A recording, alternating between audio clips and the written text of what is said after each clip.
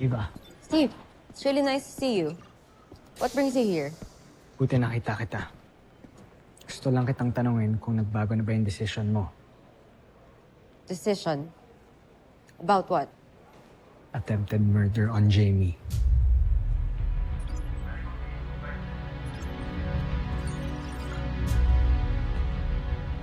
Can you give me a break? Sinabi ko naman sa'yo na wala akong kinalaman dyan, diba? And think about it. Ano bang mapapala ako pag pinatay ko si Jamie? Since alam ko naman wala nang chance for us to be together anyway. Pwede ba? Just leave me alone. Walang mapapala. What about your ambition to be part of the Voltes team? Kaya nung nakakita ka ng opportunity, nagpresenta ka to replace Jamie.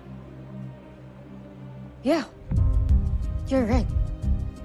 I want to be part of the Voltes team because I deserve it. And if you think that I'm that desperate, ba't hindi na lang ikaw yung pinatay ko? You broke up with me, remember? Pinaasa mo ako ng paulit-ulit. You hurt me so many times.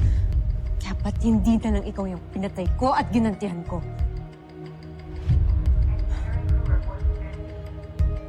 See?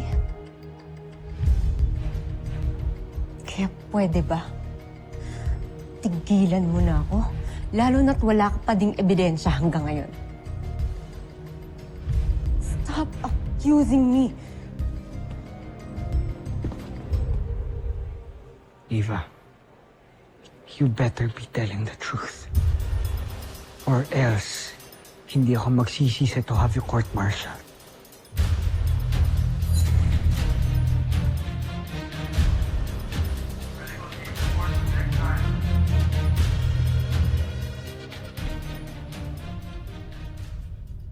Hindi ko akalaing dadating ang panahong to.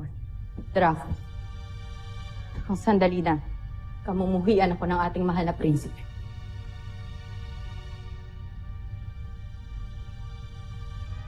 Tila nga'y